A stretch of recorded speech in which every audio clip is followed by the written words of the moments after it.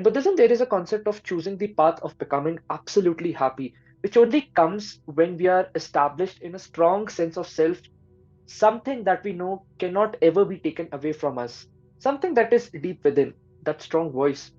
Fear comes when we try to find that sense of self outside instead of within. The way to be consistent is to build a system around the things that you want to do. Yo guys, namaskaram. So today I wanted to talk about consistency. I think it's kind of a reminder to my own self because uh, being consistent is like one of the hardest thing, and I think I also struggle with it to some extent. So like when we pick up too many things, that's when we screw up our motivation to do anything.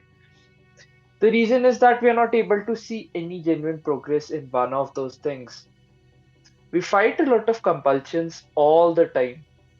It's our biological compulsions, our ego screaming at the back of our minds to do something other than this, and sometimes inertia sapping away our energy, that will to not do anything. Not doing anything leads to sorrow and a feeling of hopelessness, which then takes the better half of us. The only way to solve this is to have hope that we can change our lives from this moment onwards. My mentor Daisaku Ikeda says, and I quote, "Our hopes, desires, and ambitions are powerful forces existing within us for the shaping of the future. They are the generating forces that create the future. To lose hope or give up one's goal because of the setbacks of the moment is to diminish one's own life potential, hopes, dreams, faith, and a sense of mission enables us to open up our lives, man. Good. We must take control of our lives. The biggest excuse that a lot of us make is not having the time to do that thing that genuinely makes us better.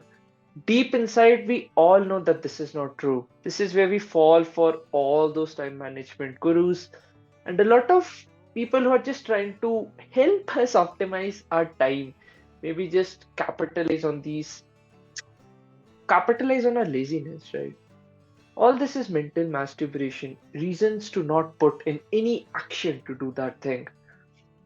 Another reason why we don't do that thing is because of fear. We have been programmed by society into these default patterns of thinking, feeling, and being.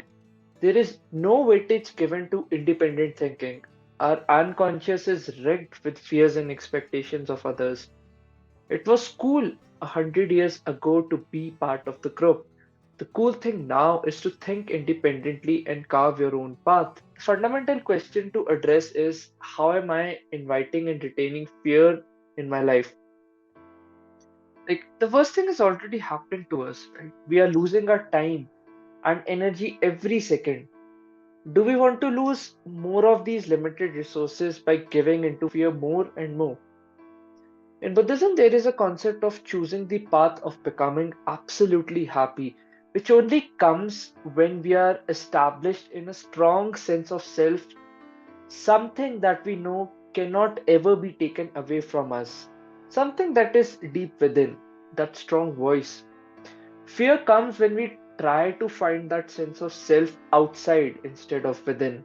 The way to be consistent is to build a system around the things that you want to do, making the desired behavior that you want to happen in an environment where it naturally happens is what we need. Want to read more books? Join a book club or go to the library. Like, want to work out more? Hire a trainer or go to a place where a lot of people are committed to do that thing. Sometimes the thing is that when you create the right environment, it automatically happens. A seed, if thrown in the right mud, would grow each day. You just have to take care of the weeds around it and maybe some other factors which won't take that seed out. Why a lot of us struggle with self respect is because we don't honor the contract that we have made with ourselves. Our unconscious, or let's say a logical mind, knows where we are screwing and what needs to be fixed. Courage is how we would build the bridge between our dreams and reality. So I was just thinking lately around building systems and all of that, but yeah, I've come up with some systems and also taken some help around it. Probably I'll just share it in the next video, but until then, let me know what you feel about this video. Until then, this is Debashish Pindra from Debu Ki Dastak. Cheers.